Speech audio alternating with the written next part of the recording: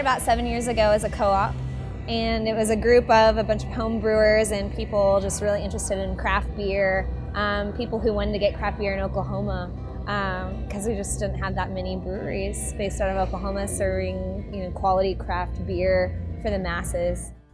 We, myself and two partners, kind of met in the community through some mutual acquaintances and just being about, and then a couple of us met at the lake, and then JD and Mark met over a beer and bowl session. But anyway, within about a month or so, the three of us had gotten together, and we had all started thinking about or talking about the fact that there wasn't a production brewery in Oklahoma City. So Mark was a home brewer, and JD had some advertising and marketing background, and my background was finance. So we kind of put our heads together and started thinking about what it would mean for Oklahoma City to have a brewery, and that was kind of the kickoff. So I believe our first beer was the Grand Sport Porter, but the first two beers in cans were the Horny Toad Blonde and the Native Amber. And then I would say our best sellers are going to be our F5 IPA and the DNR, the Belgian Strong Ale. The reason COOP Ale Works uses cans is because most communities in Oklahoma recycle aluminum. Not all communities recycle glass. So that is one way to reduce our environmental impact. We also recycle our spent grain. We give it to a farmer named Curtis. He's about 7 miles down the road, and he feeds it to his cattle. We also were one of the first companies to sign up for OG&E wind power. So 100% of our electricity comes from wind power. So we have 6 full-strength beers, and we have all kinds, from blonde to a porter. We have a hoppy amber, we have a super hoppy IPA, our F5. We have a wheat beer, which is a Hefeweizen style, and we also have a strong Belgian dark, and that's our DNR beer. We also have 3 3-2 beers for grocery stores and gas stations. One's a Belgian table style ale, one's a hoppy pale ale, and one's a brown ale made with molasses from Sepulpa. We also have a territorial reserve family, which is a barley wine, a wheat wine, a rye wine, and an imperial stout. And those are aged in bourbon barrels, and we release those a couple times a year.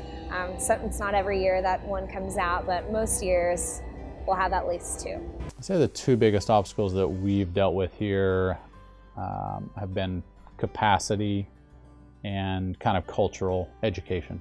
On the capacity side, at our first facility, almost out the gate, we were capacity stricken. We had to buy more fermenters, and then we eventually ran out of space, and then we're reconfiguring things, stacking things on top of each other just to see if we can make it work. But we grew exponentially fast, and we're still growing very fast.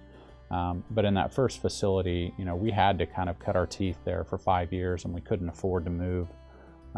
So constantly trying to fulfill demand and kind of hold back on our creative exercises so that we could continue to provide beer to people who were drinking it.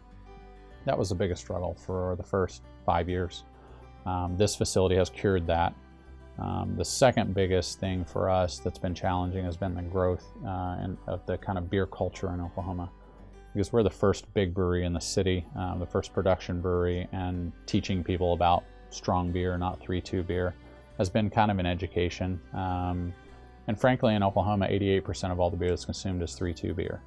So you're talking Miller Lite, Coors Light, and trying to educate people as to the expansion of their palate and trying to teach them about beer and that it doesn't all taste gross.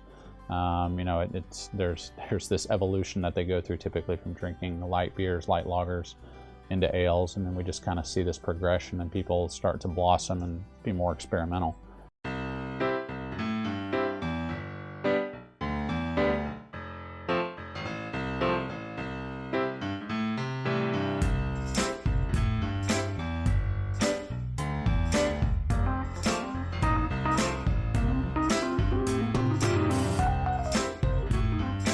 Looking forward, we'd like to expand to states regionally close to us. So right now we distribute to Kansas, Arkansas, and Nebraska. We just signed on to distribute into Kansas City, Missouri, and we might create a land bridge out more east. I don't see us going nationally, but I see us maybe having a strong regional presence.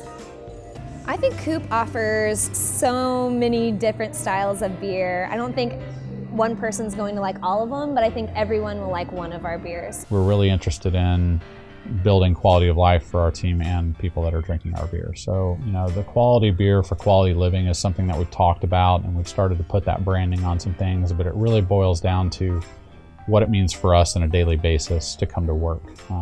We're not really huge on mission statements, things like that, but at the end of the day, if somebody's drinking our beer and it's enhancing their quality of life, that's really where we get satisfaction. So that quality beer for quality living is something that we're really starting to focus on and just try to live that day in and day out.